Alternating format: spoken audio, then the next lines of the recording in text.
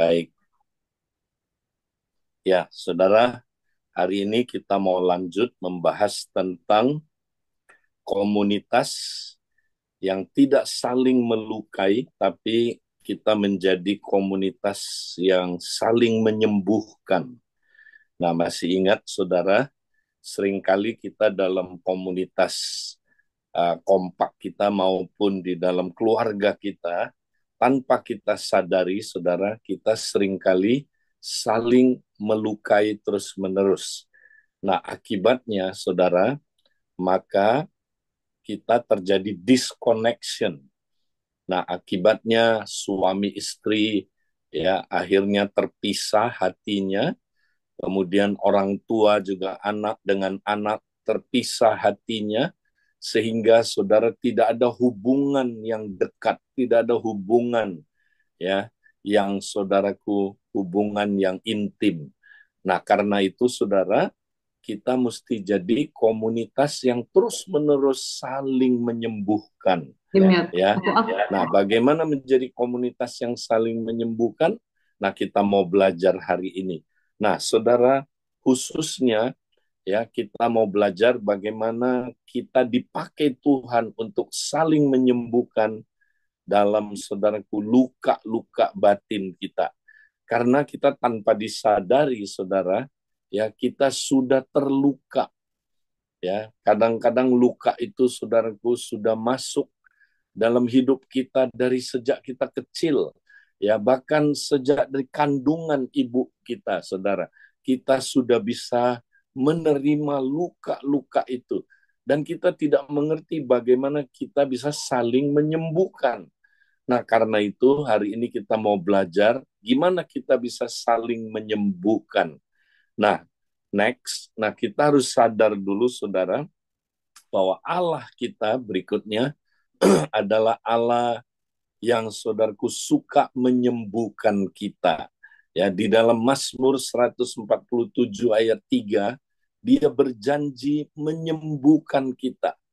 Ya, ia menyembuhkan orang-orang yang patah hati dan membalut luka-luka mereka. Ya, jadi maksudnya ini luka hati, saudara. Ya, dia Tuhan senang menyembuhkan ya orang-orang yang luka hatinya. Ya, yang saudaraku hatinya ya mengalami luka batin. Tuhan mau menyembuhkan kita. Nah, itu saudaraku janji Tuhan dalam Mazmur 147. Nah, di dalam saudaraku perjanjian baru, bagaimanakah kita saudaraku bisa mengalami kesembuhan? Nah, kalau kita baca Yakobus 5 ayat 16 dikatakan, karena itu hendaklah kamu saling mengaku dosamu dan saling mendoakan supaya kamu sembuh. Doa orang yang benar bila dengan yakin didoakan sangat besar kuasanya. Nah, ternyata saudara, Tuhan menyembuhkan kita kalau kita hidup di dalam komunitas yang saling mengaku dosa. Kalau kita, saudaraku, saling mendoakan.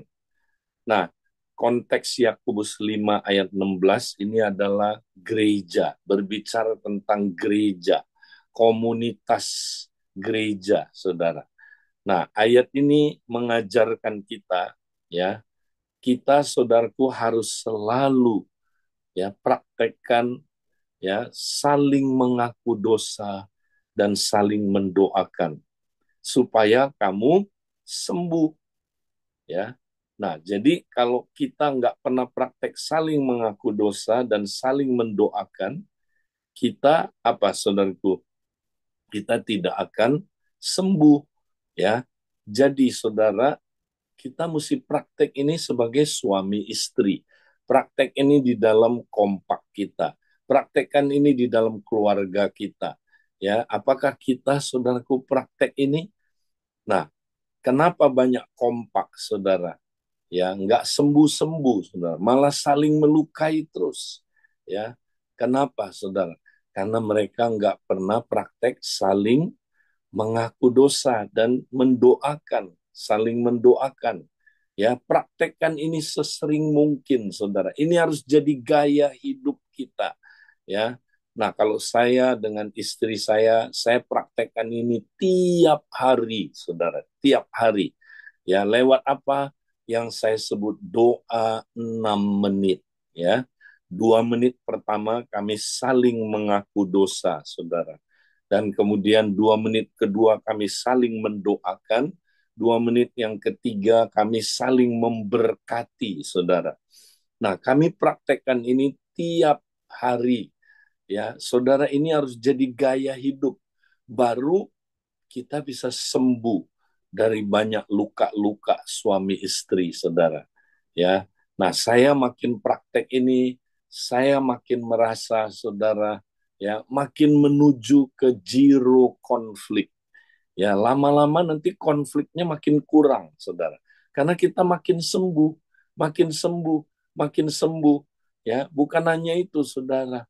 Bahkan ya luka-luka yang dalam, saudara, yang kita tidak pernah tahu, saudara, dari masa lalu, ya, itu bisa dibongkar Tuhan ketika kita jadikan ini gaya hidup, saudara.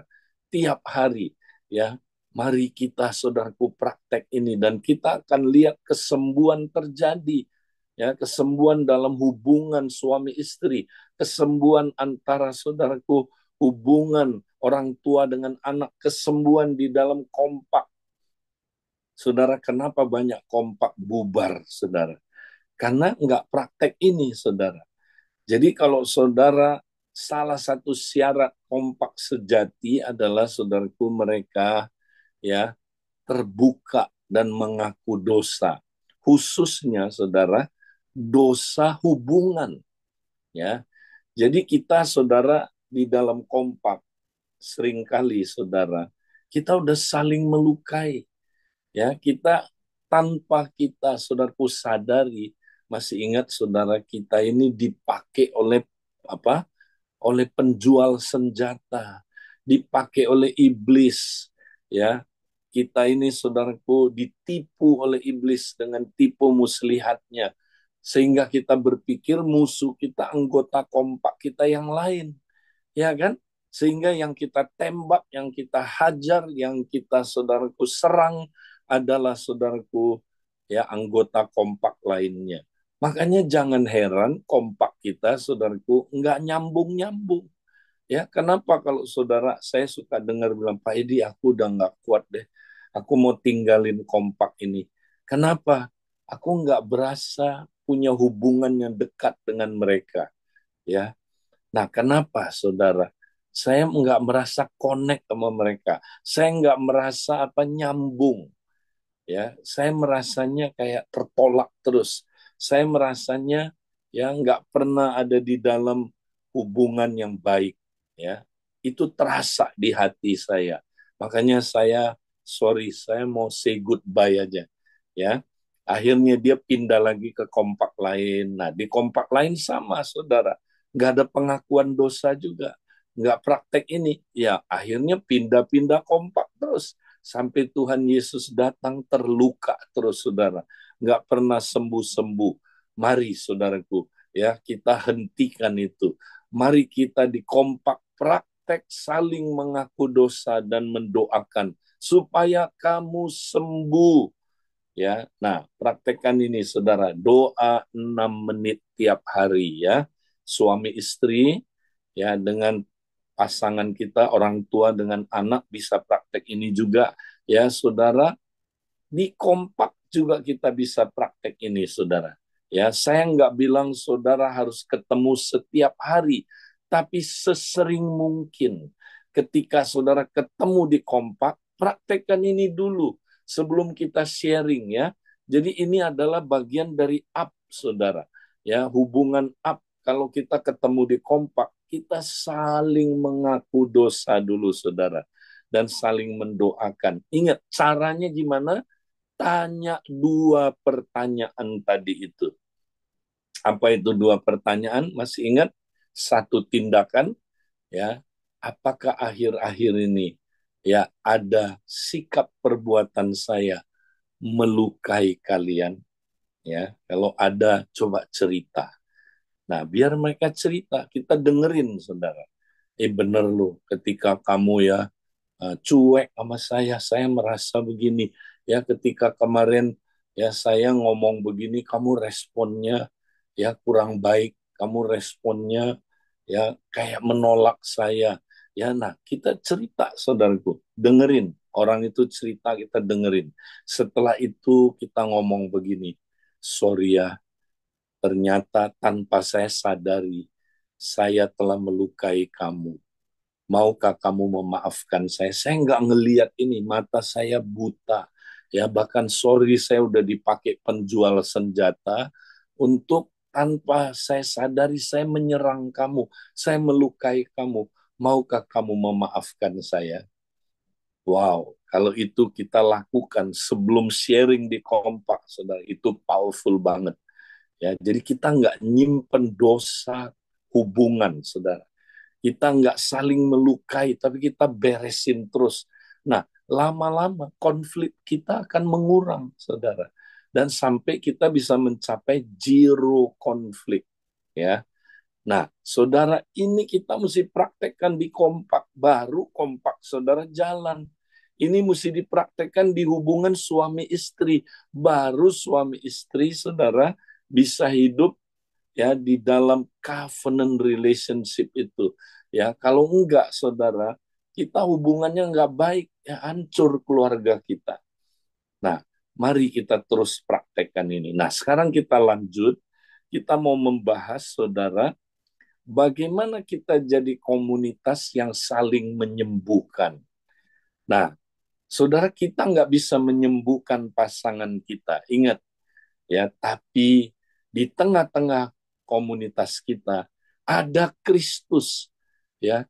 Kristus Yesus adalah gembala dan penasehat ajaib kita. Ya, jadi kita bisa datang kepada Dia, Dia gembala kita, Dia concern sama kita, Dia mau menyembuhkan kita, dan Dia akan memberikan kita nasihat-nasihat yang ajaib, karena Dia adalah penasehat ajaib kita. Ya, nanti saudara baca ini dalam Yohanes 10, ya, kemudian Yesaya 9 ayat 5, seorang anak telah lahir, ya, dan dia, saudaraku, anak itu adalah Kristus. Dia, saudaraku, disebut penasehat ajaib. Wow, dia adalah penasehat ajaib. Nah, apa artinya dia penasehat ajaib? Saudara, kalau orang ada masalah dalam hidup ini, dia cari nasihat, betul? Dia cari konselor, ya, dia minta di konseling. Nah, maka banyak konselor-konselor di dunia ini, ya, yang buka praktek mengkonseling, ya. Nah, itu baik-baik aja, oke-oke aja, saudara, ya. Tetapi penasehat yang ada di dunia ini, saudara, bukan penasehat ajaib. Dia cuma bisa memberi nasihat manusiawi aja, ya. Tetapi, saudaraku, Yesus adalah bukan penasehat biasa. Dia penasehat yang ajaib. Karena itu Yesus bisa memberikan nasihat yang bijak dan ajaib. Wow, bukan hanya bijak, tapi juga ajaib. Artinya ya ajaib ini, saudara, ya bersifat apa, saudaraku? Supra alami, ya, tidak bisa, saudaraku, ya apa dilakukan oleh manusia biasa, karena ini di luar pengertian manusia, saudara, ya. Dan dia, saudaraku, memberikan nasihat yang ajaib, ya. Dia bisa melakukan hal-hal yang ajaib. Dia bisa menyatakan hal-hal yang menjadi, ya, apa, saudaraku, akar permasalahan kita. Ya, sering kali kita punya masalah, kita bingung gimana solusinya, saudara. Tapi kalau kita datang kepada penasehat ajaib kita, dia bisa menyatakan akar permasalahan kita, sehingga kita, saudaraku, mendapatkan pencerahan dan solusi bagi pergumulan dan problem kita, ya. Nah, itu sebabnya saudara, kita jangan takut datang kepada penasehat ajaib kita. Yesus adalah penasehat ajaib kita. Ya, dan dia ada di mana? Dia ada di komunitas kita, saudara. Dia nggak jauh-jauh, ada di komunitas kita. Sebab 2 atau 3 orang berkumpul dalam namaku, aku ada di situ. Ya, dia ada untuk melakukan pekerjaan-pekerjaan di tengah-tengah kita, saudara. Ya, dia bahkan bukan hanya hadir dalam 2 3 orang berkumpul, dia juga hadir dalam hidup kita. Ya, dia ada dekat dengan kita. Ya, karena itu saudara, mari ya kita datang kepada dia. Ya, kita mau saudaraku datang kepada penasehat ajaib kita sehingga kita mendapatkan solusi bagi pergumulan dan problem kita. Nah, sekarang caranya gimana? Kita menjadi komunitas yang saudaraku saling menyembuhkan, ya, di mana kita bisa dipakai untuk saudaraku, ya, sang penasehat ajaib itu menyatakan diri dan menyembuhkan kita, saudara. Nah, mari kita lihat ada sebuah kisah di dalam Markus pasal 2 yang kita sama-sama next, ya, kita bisa jadikan saudaraku, ya, sebuah contoh untuk kita belajar prinsip-prinsip bagaimana menjadi komunitas yang saling menyembuhkan, saudara. Nah, mari kita lihat cerita ini, saudara. Ada orang-orang datang membawa kepadanya seorang lumpuh, digotong oleh 4 orang. Tetapi mereka tidak dapat membawanya kepadanya karena orang banyak itu. Lalu mereka membuka atap di atasnya. Sesudah terbuka, mereka menurunkan tilam tempat orang lumpuh itu berbaring. Ya, nah saudara-saudara, ternyata di sini ada cerita, ada 4 orang, ya ini sebuah komunitas, saudara. Mereka ingin temannya sembuh. Mereka ingin selaku temannya yang lumpuh itu bisa disembuhkan oleh Tuhan Yesus. Cuman waktu mereka datang kepada Tuhan Yesus, tempatnya sudah penuh, nggak bisa ada ruang untuk mereka masuk ke dalam. Tapi 4 orang ini luar biasa imannya. Mereka manjat ke atap, saudaraku. Mereka buka atapnya. Wow. Dan turunkan, saudaraku, tilam tempat orang lumpuh itu berbaring. Sehingga orang itu, saudaraku, ketemu Yesus. Nah, ketika dia berjumpa dengan Yesus, bereslah masalah dia, saudara. Ya, waktu dia ketemu Yesus, saudaraku, Yesus langsung menyatakan apa akar problemnya, dan kemudian Yesus sembuhkan dia, saudara. Wow, ini luar biasa. Nah, dari cerita ini, saudara, kita mau lihat apa ya prinsip menjadi komunitas yang saling menyembuhkan. Bagaimana kita bisa mengalami kesembuhan dalam komunitas, saudara? Nah, dari cerita ini, next kita bisa lihat harus ada 3 peran, 3 bagian yang bekerja supaya terjadi kesembuhan, saudara. Nah, pertama, peran dari si pembawa jiwa, 4 orang ini, saudara. Nah, 4 orang pembawa jiwa ini semangat sekali, saudara. Ya, mereka tugasnya sederhana aja, saudara. Mereka percaya Yesus itu penasehat ajaib. Mereka percaya Yesus itu penyembuh. Maka mereka ya bawa jiwa itu untuk ketemu dengan Yesus. Itu aja. Mereka bawa jiwa itu ketemu Yesus. Ketika jiwa itu ketemu Yesus, beres. Ya. Nah, jadi peranan pembawa jiwa adalah satu, menyadari kehadiran Kristus. Ya, saudara mesti sadar dulu Kristus ada di mana. Ya kan? Ke 4 orang ini dia sadar Yesus ada di dalam ruangan. Maka dia ya tahu Yesus ada di mana. Kedua, mereka membawa jiwa untuk ya datang ketemu Yesus kan. Jadi dia ajarin jiwa itu, Yesus tuh ada di dalam. Ya, yuk kita datang ketemu dia. Ya, kemudian setelah ketemu, ya pasti nanti Tuhan akan ngomong sama orang ini, saudara. Tuhan akan bertindak. Ya, dia akan ngomong dan bertindak untuk apa, saudaraku? Menyembuhkan orang ini. Jadi bagian pembawa jiwa itu simple, saudara. Ya, nah pertama harus menyadari kehadiran Kristus. Nah dulu Kristus hadir secara fisik, sekarang Kristus hadirnya secara roh. Ya, dia ada di mana? Ada di tengah-tengah kita. Dia ada di dalam kita. Dia ada di dunia roh. Jadi kita mesti sadar Yesus sekarang hadirnya lebih hebat, saudaraku. Dia bisa hadir kapan aja. Kalau dulu Yesus hadirnya, saudaraku, wow, nggak bisa tiap hari.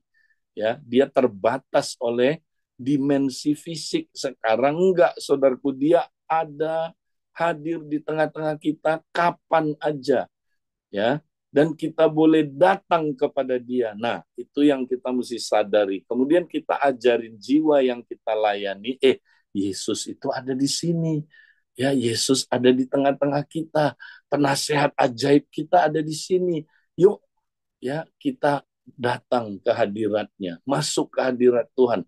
Ajarin dia gimana masuk hadirat Tuhan. Simple. Masuk hadirat Tuhan itu dengan iman, ya, dengan iman kepada darah Yesus, bahwa kita sudah ada di hadirat Tuhan. Karena darah Yesus kita boleh masuk ke hadirat Tuhan.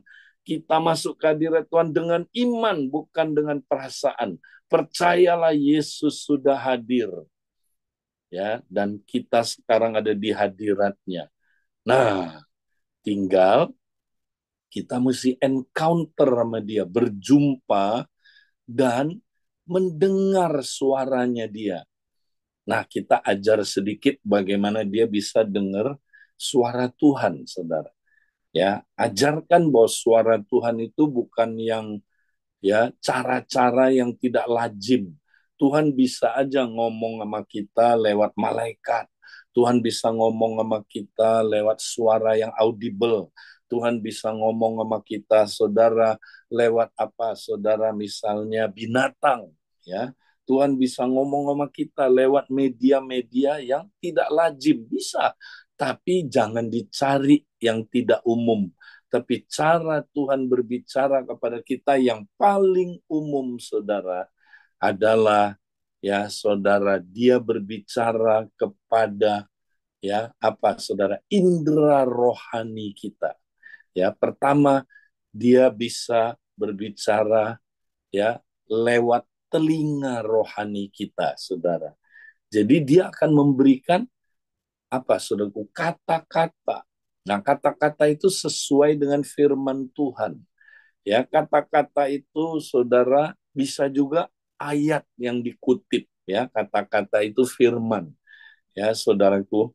Nah, jadi bisa aja waktu kita tanya Tuhan, ya, kenapa Tuhan, saya ini terluka, Tuhan? Kenapa saya suka marah-marah? Tahu-tahu Tuhan bisa kasih kata-kata, muncul aja kata-kata. Kamu disakiti ayahmu misalnya. Ya, oh bisa, saudara, kata-kata begitu. Atau luka, dibully, kamu pernah dibully, ya, muncul, saudara. Kata itu spontan, ya. Nah, saudara, jadi Tuhan bisa bicara lewat kata-kata spontan, ya. Dia menggunakan telinga rohani kita. Nah, yang kedua paling umum, Tuhan bicara lewat apa, saudaraku? Penglihatan, gambar-gambar. Karena Alkitab bilang kalau Roh Kudus datang dicurahkan, maka anakmu, ya, laki-laki dan perempuan akan melihat apa, penglihatan-penglihatan. Kita bisa melihat penglihatan, saudara. Ya, kita bisa melihat, tahu-tahu Tuhan bawa kita ke penglihatan waktu kita di kandungan. Dia bisa bawa kita ke penglihatan waktu kita dibully. Dia bawa kita ke penglihatan ketika kita, saudaraku, sedang, ya, apa, saudara, disakiti. Bisa, ya. Dia bawa kita kepada penglihatan-penglihatan. Nah, kemudian Bukan cuma itu, saudara. Indera ketiga yang dia pakai untuk berbicara kepada kita adalah hati kita, suara hati kita, atau intuisi, ya, atau impresi, saudara. Kita nggak ngelihat sesuatu, kita nggak dengar sesuatu, tapi kita tahu aja di hati kita tahu. Ya, nah itu juga suara Tuhan, saudara. Jadi kita bisa ya dengar suara Tuhan. Kenapa? Karena kita adalah domba-dombanya. Domba-dombaku mendengar suaraku, kata Tuhan. Kalau kita nggak bisa dengar, berarti kita mungkin belum lahir baru. Karena domba adalah gambaran dari orang yang sudah lahir baru. Nah, kalau kita kambing, kita nggak bisa dengar, saudara. Kambing itu gambaran orang yang belum lahir baru. Ya.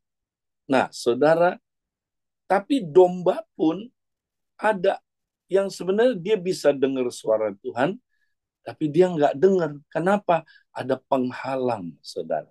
Nah, penghalangnya biasanya 4 hal ini, saudara. Ya, pertama, kalau dia nggak bisa dengar suara Tuhan, mungkin dia kepahitan, saudara. Nah, kita mesti cek apakah dia kepahitan atau enggak. Ya, nah gampang, saudara suruh tanya Tuhan aja. Tuhan, tunjukkan wajah orang yang aku kepahitan. Langsung muncul, saudara. Wajah ibunya, wajah anak adiknya yang lukai dia, ya muncul itu.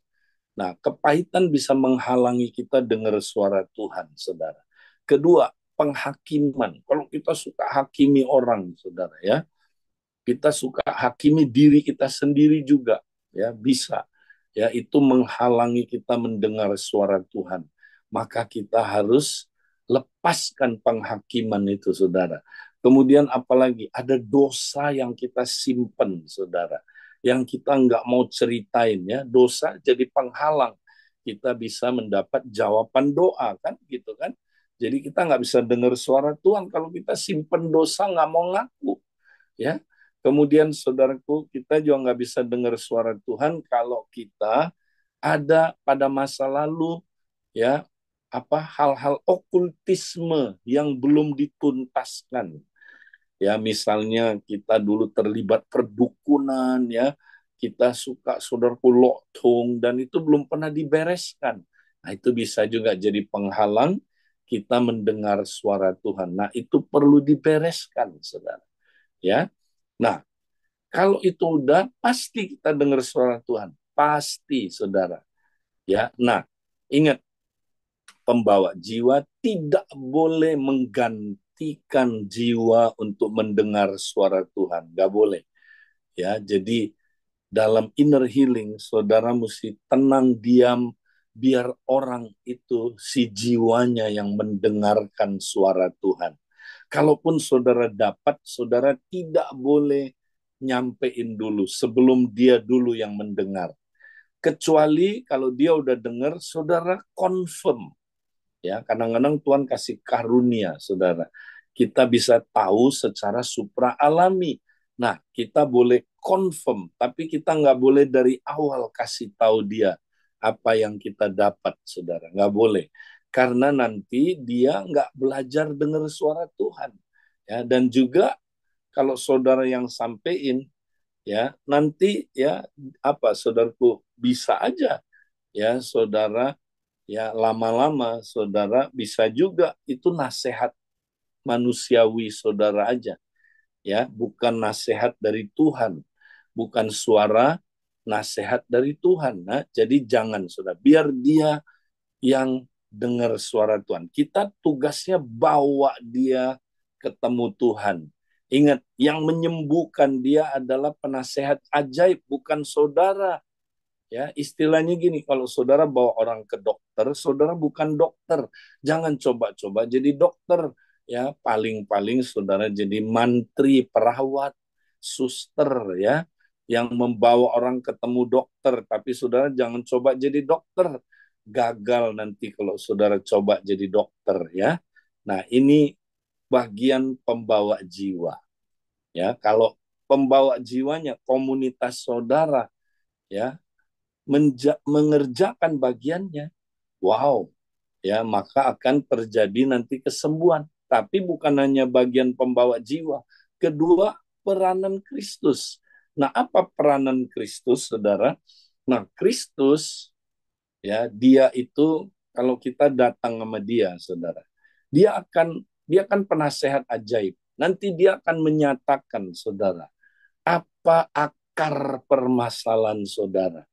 Nah, tapi kita tahu dari firman Tuhan, saudara, akar yang paling dalam dari masalah kita adalah kita udah terkena tipu daya, kepercayaan yang salah.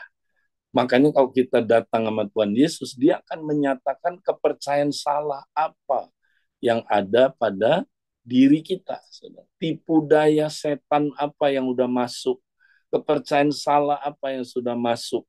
Ya, semua problem kita, saudara, itu akar persoalannya, akar masalahnya adalah ya kepercayaan yang salah, tipu daya. Ya, kasih contoh waktu orang ini, saudara, ya ketemu Yesus, Yesus menyatakan ya apa akar permasalahan orang ini, ya. Nah, apa akarnya, saudara? Dia tertipu, ya, dia tertipu oleh apa, saudaraku? Oleh dosa. Nah, ingat, saudaraku, dosa itu adalah, saudara, karena manusia tertipu, betul nggak? Ya, Hawa jatuh dalam dosa itu karena dia ditipu oleh setan. Ya, oleh ular itu dia ditipu, ya, sehingga dia punya kepercayaan yang salah, akhirnya dia jatuh dalam dosa.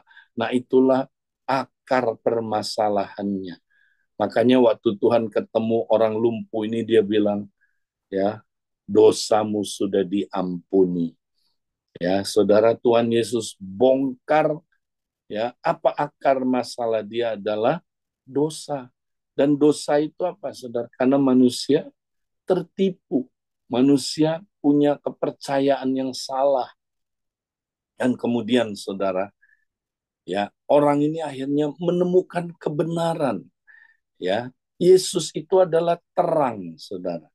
Ya, dia itu kebenaran. Makanya kalau dia datang ke dunia ini, dia akan menyatakan kebenaran kepada kita karena dia terang. Terang akan mengekspos kegelapan. Nah, tipu daya kepercayaan yang salah itu kegelapan, saudara.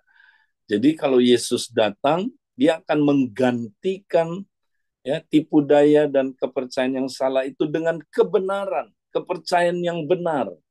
Ya, sehingga kita mengalami kesembuhan dan kebebasan. Karena ayatnya bilang begini, saudaraku, jikalau engkau tetap dalam firman-Ku, maka kamu adalah benar-benar muridku, dan kamu akan mengetahui kebenaran, dan kebenaran itu akan memerdekakan kamu. Haleluya. Jadi kalau kita datang sama Yesus, saudara, dia fokusnya cuma satu aja, ya, membongkar kepercayaan salah kita, tipu daya kita, dan menggantikannya dengan kebenaran, dengan kepercayaan yang benar. Itu bagian Kristus. Jadi kalau saudara konseling sama Tuhan Yesus, harus sampai menemukan tipu daya kepercayaan yang salah apa yang masuk, dan gantikan dengan kebenaran, kepercayaan yang benar, ya. Baru saudara akan pulih, baru saudara akan merdeka, baru saudara akan mengalami kemenangan. Nah, itu bagiannya Kristus. Nah, sekarang bagiannya jiwa yang mau disembuhkan, bagian bawah. Bagian jiwa dia harus terbuka, saudara. Terbuka dengan Tuhan Yesus, terbuka dengan Roh Kudus tentunya, karena sekarang Yesus bekerja melalui Roh Kudus, ya, dan dia harus kerja sama dengan Roh Kudus, saudara, untuk mengalami perubahan hidup lewat pelayanan Kristus, gembala dan penasehat ajaib itu. Ya, jadi kalau Roh Kudus menyatakan sesuatu, ya dia mesti respon. Ya, kalau Roh Kudus ya suruh dia taat, dia mesti taat. Kalau Roh Kudus suruh dia melakukan sebuah tindakan, ya dia taat, saudara.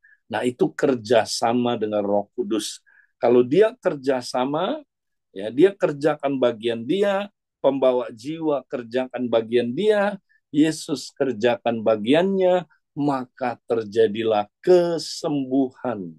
Ya, nah, Jadi, saudara, kalau kita mau jadi komunitas yang dipakai Tuhan untuk saling menyembuhkan, saudara, maka kita mesti punya tiga bagian ini. Ya, ada pembawa jiwa, ya, di situ bagian Kristus dan bagian jiwa itu. Ya, nah inilah saudaraku komunitas yang luar biasa. Ya, nah sekarang saudaraku kita mau lihat bagaimana proses kesembuhannya. Next. Nah, kita mesti menemukan ya apa saudaraku anatomi dari problem penyakit dan pergumulan kita. Kita mesti tahu problem penyakit pergumulan kita itu apa penyebabnya dan dari penyebab itu menimbulkan akibat apa ya.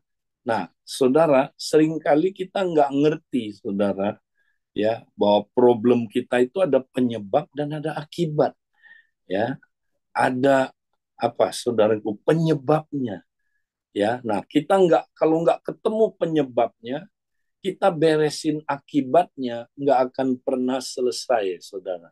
Nah, untuk itu, ya, kita, saudaraku, diberikan sebuah ilustrasi yang luar biasa. Ya, saya gunakan ilustrasi ini dari Bapak Craig Hill, ya, saudara, dan saya mau sharing ini, saudaraku, akan menolong saudara mengerti problem penyakit dan pergumulan saudara. Ya, jadi kenapa kita ada pergumulan problem penyakit? Ya, ini penyebabnya, saudara. Nah, lewat ilustrasi ini, saudara bisa ya mengerti, oh ini penyebab, ini akibatnya, ya. Nah, ilustrasi yang paling cocok untuk itu adalah ilustrasi kebakaran. Nah, kenapa terjadi kebakaran, saudara? Karena pertama ada yang memicu, ada yang nyalain apa korek api, ya. Kemudian korek api ini ya dilempar ya kepada apa? Bahan bakar yang mudah terbakar. Nah, dalam hal ini kayu kering yang mudah terbakar. Bruts, kebakar, saudara.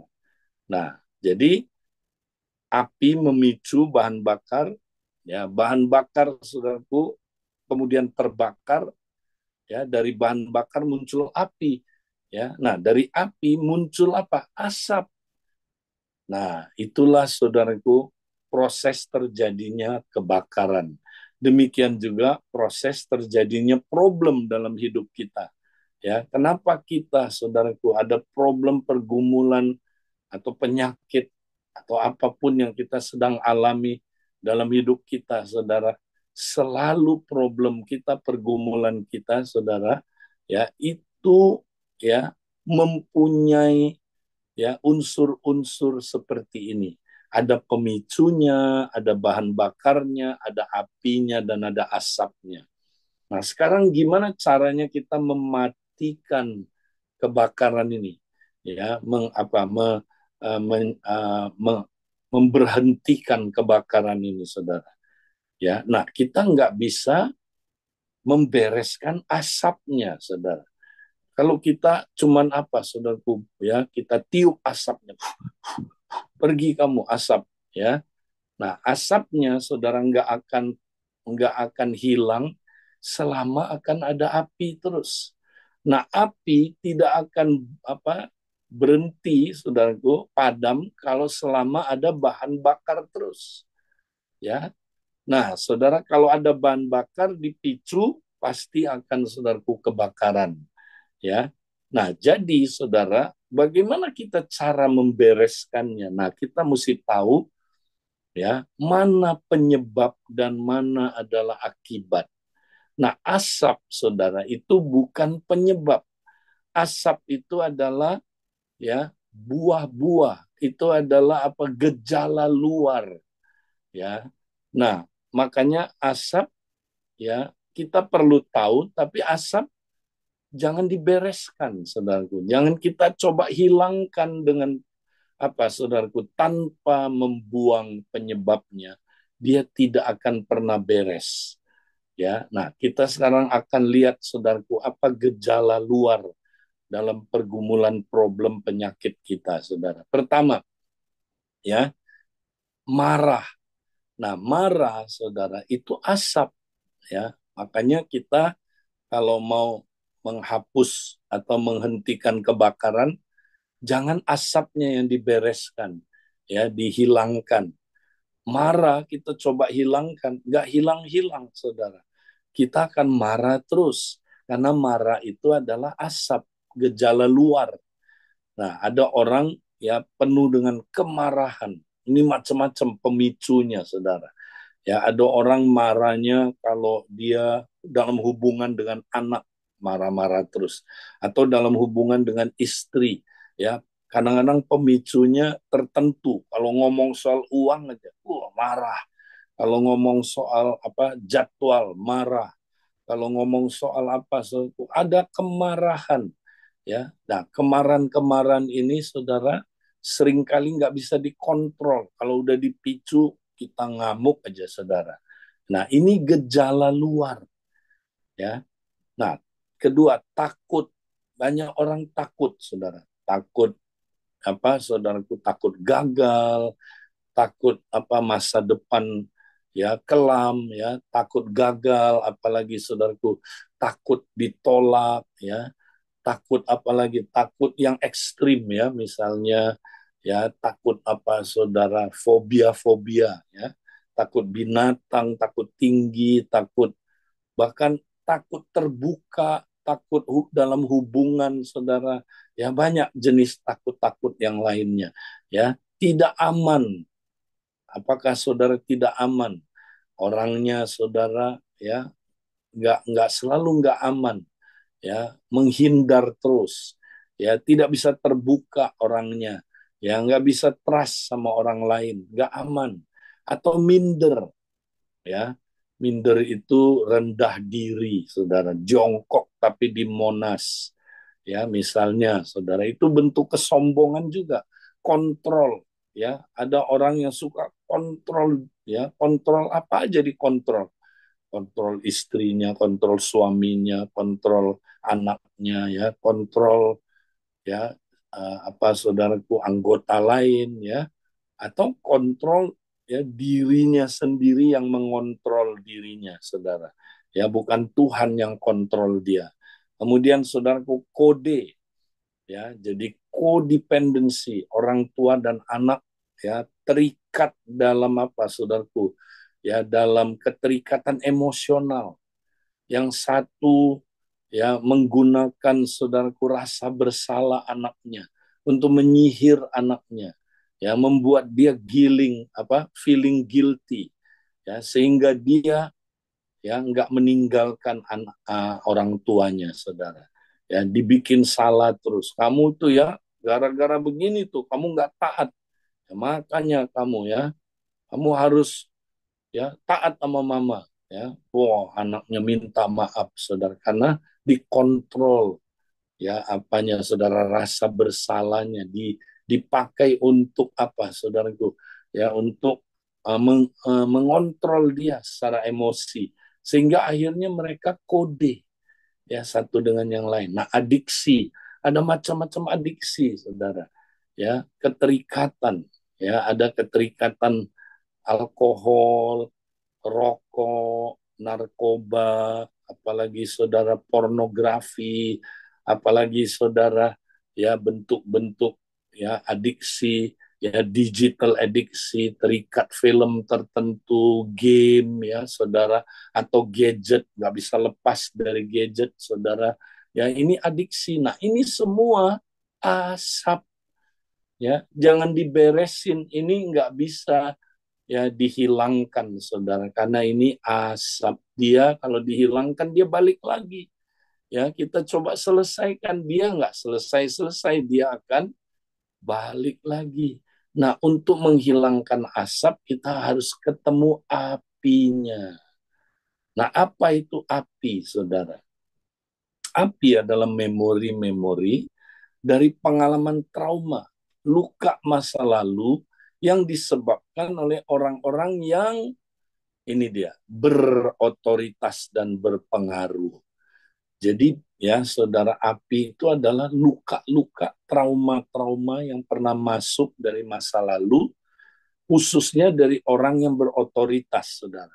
Papa, mama, kakek, nenek, ya, saudara, opa, oma, ya, atau apalah yang berotoritas dalam hidup kita, yang berpengaruh, teman-teman kita, ya, saudara.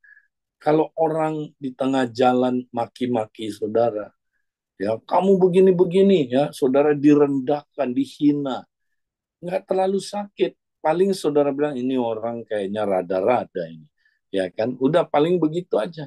Tapi kalau yang ngomong itu papa saudara, mama saudara, atau teman baik saudara, oh itu beda. Itu sangat menyakitkan. Karena orang yang berpengaruh dan orang yang berotoritas, saudara. Ya, nah ini menimbulkan luka. Ya, nah luka-luka ini, saudara, ya menimbulkan api. Ini prosesnya ya, dulu api menyebabkan akhirnya kita punya bahan bakar, saudara. Nah, bahan bakar apa, saudara? Ya, ini dia. Jadi misalnya orang, saudara, kalau dilukai terus ya, misalnya sama pria, dilukai terus sama bapaknya, dilukai terus sama pria, ya lama-lama, saudara, dia bisa punya kepercayaan yang salah tentang bapak, ya. Nah, kebetulan nama Tuhan kan Bapa, saudara. Allah kita kan Bapa kan. Nah, ini akan menyebabkan kita punya kepercayaan yang salah tentang Bapa di surga. Ya, kita punya iman yang salah. Oh, Bapa itu jahat karena Bapa kita jahat di dunia ini. Ya, Bapa itu suka apa? Berjanji nggak tepat janjinya. Karena Bapak kita suka ingkar janji, saudara. Ya, Bapak di surga itu ya tidak mengasihi saya karena Bapak di dunia ini tidak mengasihi kita. Bapak di surga itu ya sukanya cari-cari kesalahan. Nah, kenapa? Karena di dunia ini, saudara, kita punya Bapak yang suka cari-cari kesalahan. Jadi kita punya kepercayaan yang salah tentang Allah. Kedua, kita punya kepercayaan yang salah tentang siapa, saudara? Orang lain. Nah, kalau kita dilukai sama pria terus, saudara, sama bapak, sama ya teman pacar kita, sama ya kita pernah dilukai sama pria terus, lama-lama kita punya kepercayaan yang salah tentang pria. Oh, pria itu jahat, pria itu nggak bisa dipercaya, pria itu sadis, pria itu maunya menang sendiri. Nah, akhirnya kita generalisasi semua pria sama kayak yang kita pikirkan karena luka-luka itu, sudah. Nah, makanya kepercayaan salah ini mesti diganti jadi kepercayaan yang benar, ya. Nah, kemudian apalagi bisa juga kepercayaan yang salah tentang diri kita. Karena papa kita nyakitin kita terus, saudara. Kita bisa berpikir begini, I'm nobody's child. Ya, aku bukan anak siapa-siapa. Ya, aku tidak dikasih, aku nggak layak dikasih, aku nggak berharga. Ya, aku ini siapa sih? Nah, kita akhirnya nggak tahu diri kita siapa, kehilangan identitas, kita punya identitas yang salah tentang diri kita. Nah, itu impact-nya kepercayaan-kepercayaan yang salah. Nah, kepercayaan yang salah ini, saudara, akhirnya jadi bahan bakar. Ya, nah kalau kepercayaan salah ini dipicu, bang, api menyala, asapnya muncul, saudara. Nah, inilah, saudaraku, bahan bakarnya. Tipu daya kepercayaan yang salah tentang diri sendiri, orang lain, atau Tuhan yang dipicu oleh pemicu-pemicu. Nah, kita lihat sekarang pemicunya apa. Ya, orang bisa dipicu oleh situasi, orang, dan barang. Ya, contoh, saudara. Ya, kalau saudara pernah luka ya sama apa? Sama orang tua misalnya, saudara. Ya, luka sama orang tua. Ya, jadi bisa aja ada suatu situasi, saudara.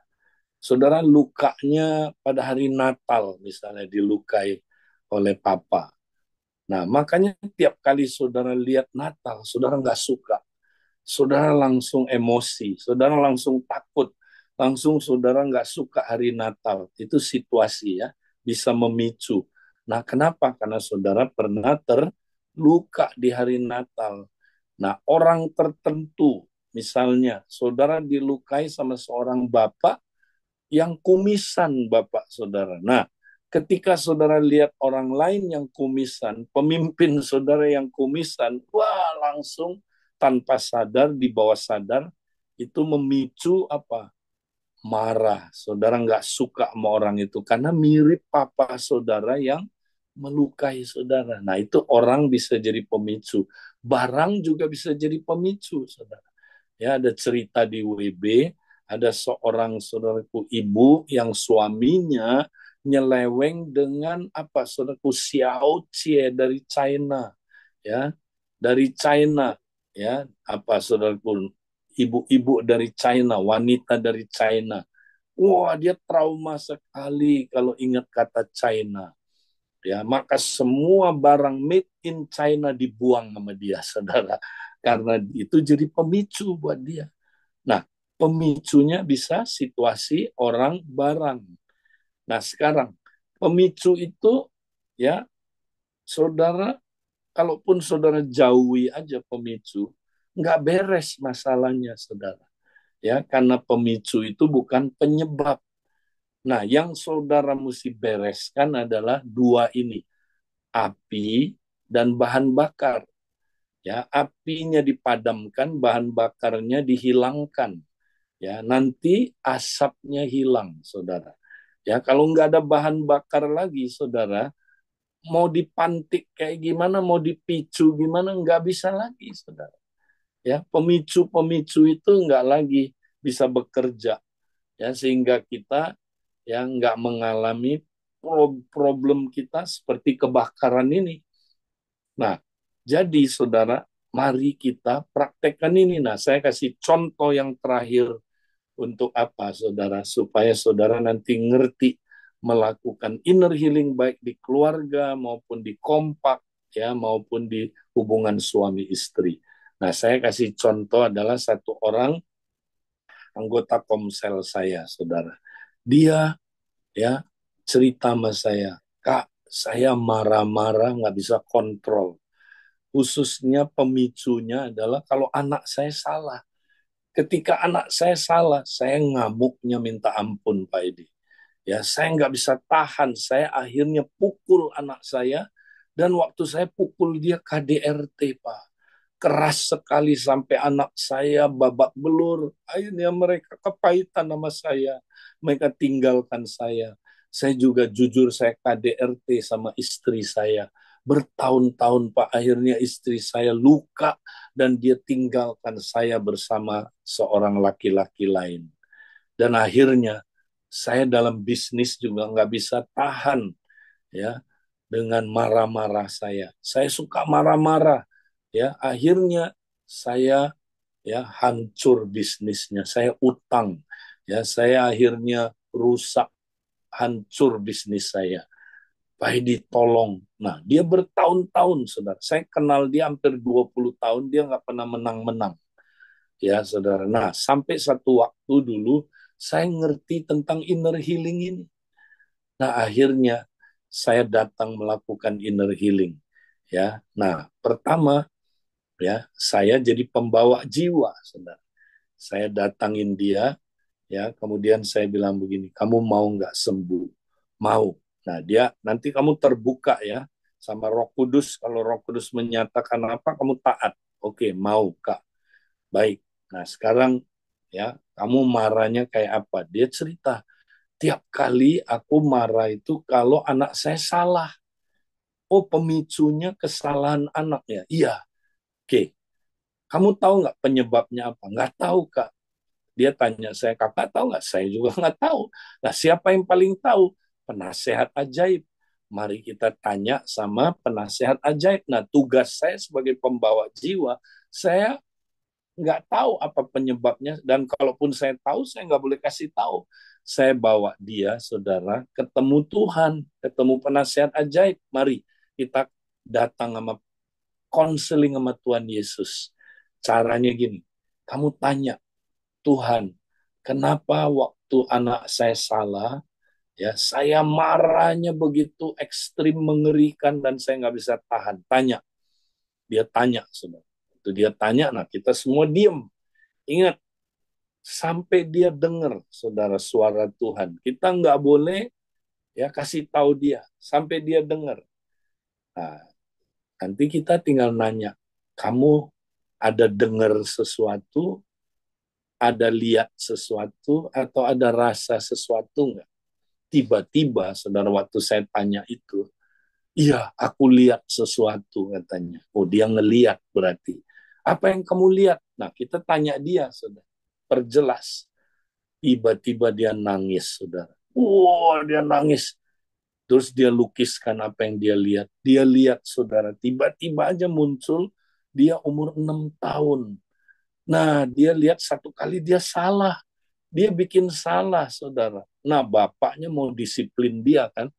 Ternyata disiplin bapaknya mengerikan, saudara. Dia dikejar pakai parang keliling rumah, saudara. Akhirnya ketangkap. Nah, kemudian dia takut sekali, saudara. Bapaknya dalam keadaan marah disiplinnya. Kurang ajar kamu ya, kubunuh kau. Ya, wih. Kemudian dia, saudaraku, diikat di satu tiang kayak pohon gitu, saudara.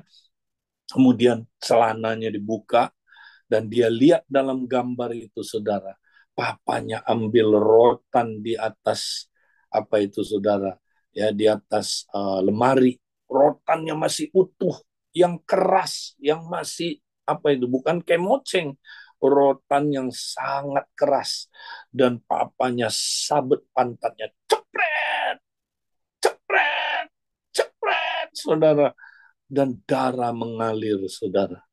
Dia lihat itu, saudaraku. Oh, saudaraku, betapa hancur hatinya, saudara. Dia begitu ketakutan, dia dihajar.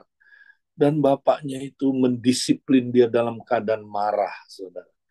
Dan dia nggak pernah berhenti sebelum rotannya hancur. Dan kalau udah hancur, diganti lagi. 3 rotan, saudaraku, baru dia berhenti, saudara. Ya, akhirnya, saudara, saya suruh dia, nah ini penting ya. Setelah dia melihat kejadian itu, saudara, tanya dia, ya, coba kamu ceritakan apa yang kamu rasakan. Nah, ini dia mesti keluar perasaannya, saudara. Wah, udah dia nangis bombay, saudara. Dia cerita betapa dia ketakutan, betapa dia luka sama bapaknya, betapa dia benci sama bapaknya. Biar dia cerita, saudara. Nah, setelah itu, saudara, ya, ini yang penting, saudara mesti ingat ya. Nah, kita sampaikan dia bahwa Yesus ada di sana waktu dia mengalami abuse itu. Waktu dia mengalami luka itu, Yesus ada di sana. Kenapa? Karena Yesus maha hadir. Namanya Yesus adalah YHWH, I am. Aku ada. Berarti dia ada di segala zaman. Ya, dia ada waktu kamu mengalami abuse itu, Yesus ada di sana. Cuman kamu lihat nggak? Nah, dia bilang, aku nggak lihat. Oke, minta Tuhan kasih kamu lihat bahwa Yesus ada dalam apa peristiwa ketika kamu di abuse itu. Dia doa, Tuhan, apakah engkau ada di sana, Tuhan, waktu aku di abuse. Tiba-tiba dia lihat penglihatan, saudara. Tuhan masuk ya ke dalam, saudaraku, peristiwa itu. Dan tahu nggak, saudara, apa yang Tuhan lakukan? Tuhan peluk dia, saudara. Tuhan membiarkan punggung dia yang dipukuli, saudara. Dan kemudian, saudaraku, dia nangis waktu lihat itu, saudara. Kemudian, nah ini berikutnya ya, penting. Setelah kita minta dia lihat Yesus hadir ya di masa dia ngalamin ya luka itu ya. Kemudian kita minta dia tanya sama Yesus apa yang dia mesti lakukan, saudara. Tanya. Kamu tanya sekarang, apa yang kamu mesti lakukan? Akhirnya dia tanya, Tuhan, apa yang harus aku lakukan? Tuhan ngomong, saudara, jelas banget. Seperti aku sudah mengampuni kamu, ampunilah papa kamu. Papa kamu melakukan itu karena dia juga diperlakukan oleh ayahnya. Ya, dia juga disakiti oleh ayahnya dengan sadis. Ampuni dia, kata Tuhan. Oh, hari itu saudara dia ngampuni papanya, saudara. Ya, nah setelah itu saudara dia ampuni, ya kita doa sama-sama, Tuhan ampuni Tuhan papanya gini gini gini. Nah belum berhenti saudara, itu baru api. Nah kita sering inner healing sampai di sini. Nah makanya nggak tuntas saudara. Inner healing yang sampai di sini nggak tuntas. Ya itu udah benar tapi nggak tuntas. Nah tuntas kalau kita sampai temukan bahan bakarnya. Nah, apa itu bahan bakarnya? Tipuan kepercayaan yang salah tentang diri dia, tentang orang lain, dan Tuhan yang dipicu oleh pemicu-pemicu. Ya, jadi temukan. Nah, tanya sama Tuhan, kepercayaan salah apa yang masuk ya tentang Tuhan. Wah, akhirnya saudara dia, aku selama ini berpikir Tuhan kayak papa saya. Dia jahat kayak papa saya. Dia sadis kayak papa saya. Dia suka menghukum dengan marah-marah seperti papa saya. Nah, itu salah nggak kepercayaan itu? Salah. Mestinya gimana? Bapak di surga nggak seperti bapak saya. Ya, Bapak di surga ya adalah Bapak yang mengasihi saya. Betul dia bisa disiplin saya, tapi dia ya bukan seperti bapak saya yang mendisiplin dalam keadaan marah, dalam keadaan ya emosional, ngamuk ya karena dia ya di apa itu tidak ditaati ya. Nah, saudara, itu yang saudara akhirnya dia bereskan. Terus kepercayaan tentang orang lain, ya saya suka benci sama pemimpin. Saya nggak suka ya dekat-dekat sama pemimpin karena saya pikir pemimpin sama lah kayak bapak saya. Ya suka apa nanti disiplin saya, melakukan ya tindakan-tindakan yang sangat menyakitkan saya. Jadi saya takut. Oh, nggak semua pemimpin begitu. Itu kepercayaan yang salah. Ayo ganti jadi kepercayaan yang benar. Ya, terakhir saudaraku, kepercayaan salah apa tentang diri kamu? Iya, ya tentang saya itu nggak berharga, saya itu jelek, saya itu layak dihukum, ya saya itu anak yang tidak apa dimiliki oleh siapa-siapa. Ya, oke. Sekarang kamu ganti. Kamu bukan anak yang seperti itu. Kamu ciptaan Tuhan, kamu anaknya Tuhan yang luar biasa. Kamu dikasih oleh Tuhan tanpa syarat. Kamu anak yang luar biasa. Ayo ganti itu ya, dia ganti sudah. Akhirnya kita juga minta dia ya membatalkan sumpah-sumpah yang dia ucapkan. Biasa orang kalau disakiti terus sama bapak saudara ya, maka dia bikin sumpah, saya tidak akan pernah dekat-dekat sama papa saya. Saya tidak akan pernah dekat-dekat sama orang apa pemimpin. Saya nggak akan pernah terbuka sama pemimpin. Makanya dia nggak pernah terbuka, saudara, sama pemimpin. Ya, karena dia pikir nanti pemimpin kayak bapaknya. Nah, hari itu dia batalkan inner vow-nya, sumpahnya. Karena kalau sumpah itu nggak dibatalkan, saudara, dia akan apa? Menjadi alat buat setan mengikat kita, menghancurkan hidup kita. Nah, setelah dia bikin beres, saudara, benar, dia ngalami kemenangan. Ya, dia akhirnya, saudara, nggak marah-marah lagi seperti itu, dan dia mulai bertumbuh, saudara. Ya, pelan-pelan dia mulai dipulihkan, hubungan dengan anaknya dipulihkan, istrinya kembali lagi, saudaraku. Ya, kemudian saudaraku, bisnisnya juga pelan-pelan, saudaraku, mulai dipulihkan. Nah, ini saudaraku, inner healing. Ya, nah ketika kita nggak punya bahan bakar lagi, saudara, maka kalau mau dilemparin api, dipantik, dipicu, nggak bisa kebakaran. Makanya kalau saudara udah sembuh, nggak ada bahan bakar lagi, ya setan, situasi, orang, barang yang dipakai setan, saudaraku, untuk memicu kita nggak bisa. Ya nggak bisa lagi, saudaraku, karena kita udah nggak luka dan kita udah nggak punya kepercayaan-kepercayaan yang salah. Nah, inilah prinsip dasar kita menjadi komunitas yang saling menyembuhkan. Nah, mari saudaraku kami sampaikan ini sebagai dasar dulu, karena nanti ini tahun ini akan dipraktekkan mulai dari SPK dan selanjutnya ya. Nah, saudara, SPK pemenang sudah mulai, nanti ada ini SPK ya, apa saudaraku, pengabdi akan lanjut membahas ini ya. Saudara akan di-equip kompak-kompak supaya bisa melakukan inner healing ya. Saya praktekkan ini di dalam hubungan keluarga kami ya. Baru kemarin kami ya saudaraku saling menyembuhkan, dan anak saya saudaraku ketemu lagi ya asapnya, saudara, ketemu lagi ketemu lagi api dan bahan bakarnya. Akhirnya dia mengalami breakthrough lagi, saudara, dalam satu ya hal di dalam hidupnya. Nah, inilah saudaraku yang kita mau praktekkan ke depan. Nah, karena waktu, saya mau serahkan kembali ke teman-teman yang bertugas, dan mungkin kita bisa ambil beberapa menit ini untuk tanya jawab kalau ada. Silakan. Baik, terima kasih Kak Edi buat pencerahan pagi hari ini luar biasa ya. Memang kadang kita tertipu ya Kak, seringkali fokusnya pada asapnya atau pada pemantiknya ya. Jadi Hmm, nggak beres-beres gitu, nggak ketemu betul. sumbernya ya masalahnya.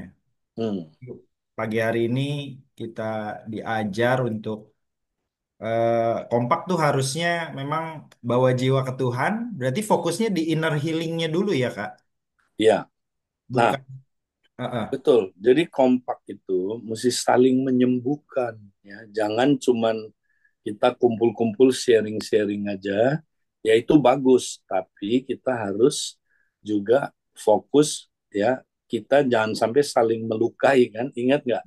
Kita semua tanpa sadari kita udah dipakai sama penjual senjata ya kan, sehingga kita saling melukai tanpa sadar. Tapi kalau kita jadikan fokus selalu ya, kita mau terbuka, ngaku dosa, saling mendoakan, maka kita pasti akan sembuh ya. Ya, seringkali terjebaknya pada permasalahan ya, permasalahan Mm-mm, ekonomi, konflik. Jadi betul. berkutat di situ-situ aja. Padahal Asap ya. iya asap Kak. Harus ketemu api dan bahan bakarnya ya, Ya, harus diberesin. dan yang ajaibnya gini, apa Yul, kita nggak usah khawatir, bisa nggak ya saya sembuh. Asal kita percaya aja sama penasehat ajaib kita, pasti sembuh. Karena Iya, yang hebat penasehat ajaib kita. Dan kalau kita ngerti ini ya, siapa aja asal dia orang percaya, dia bisa melakukan inner healing. iya, Sekalipun dia juga belum sembuh total, dia bisa dipakai Tuhan membawa jiwa untuk orang lain disembuhkan. Ya, iya, karena dia sendiri juga kan proses. Kita semua kan proses. Jadi inner healing nggak boleh dilihat begini. Oh, aku udah beres. Udah waktu SPK dulu udah. Oh, nggak sekali. Kayak bawang yuk. Bawang itu kalau kita kupas ya, ada lagi layer berikutnya, ada lagi, ada lagi. Bukan berarti yang dulu belum sembuh, enggak. Tuhan iya, mau kita lebih dalam lagi, disembuhkan lagi. Mungkin di aspek lain, atau ada satu kesembuhan belum cukup dalam, belum sampai ketemu misalnya kepercayaan salahnya, bahan bakarnya belum ketemu, tapi apinya udah mulai ya, apa memori-memori pengalaman trauma udah mulai sembuh. Tapi Tuhan bawa kita lebih dalam lagi. Jadi kita nggak boleh berhenti ya. Inner healing itu berlangsung seumur hidup terus. yes. Artinya dari luka yang sama itu bisa apa ya, progresif gitu ya Kak, kesembuhannya ya. Ya, kalau belum tuntas ya Tuhan akan bawa kita sampai tuntas ya.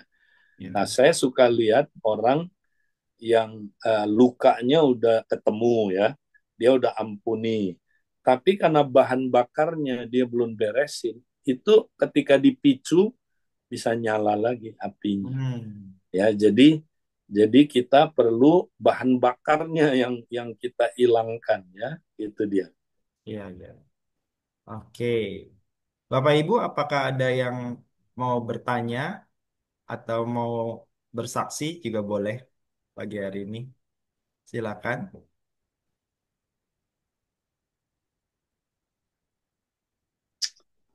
Sepertinya Ya, mulai dipraktekkan aja ya di dalam kompak, dalam suami istri, dalam hubungan orang tua anak ya.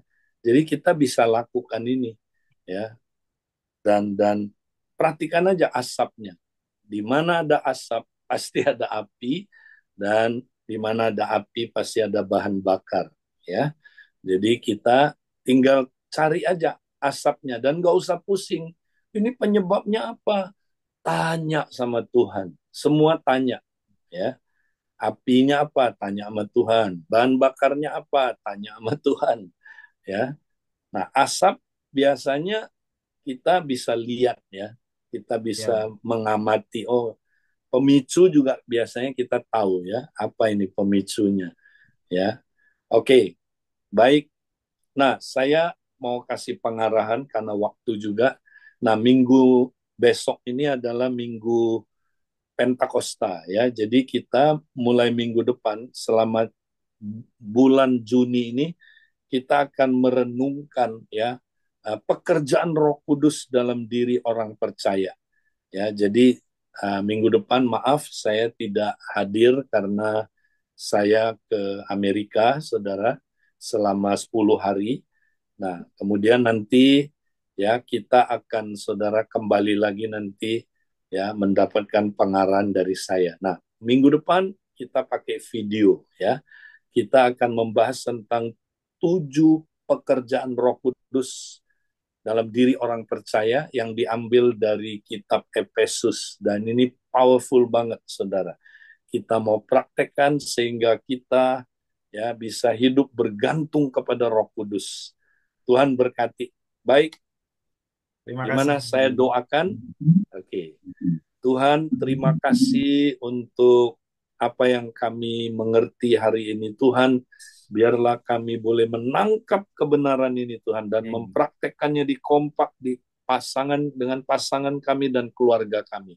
Di dalam nama Yesus, Tuhan, kami serahkan semuanya. Haleluya. Terimalah berkat dari Allah Bapa, cinta kasih dari Tuhan Yesus, persekutuan dalam Roh Kudus menyertai saudara sekarang sampai selama-lamanya. Amin. Tuhan Amin. berkati, sampai Tuhan ketemu. berkati Kak Edi. Terima kasih. Masuk Kak Edi. Masih lagi. Terima kasih Pak Edi. Masih Kak Yo. Sama-sama. Terima kasih semuanya. Terima kasih. Tuhan berkati. Sampai ketemu di Iya. hari Senin ya, Bapak Ibu.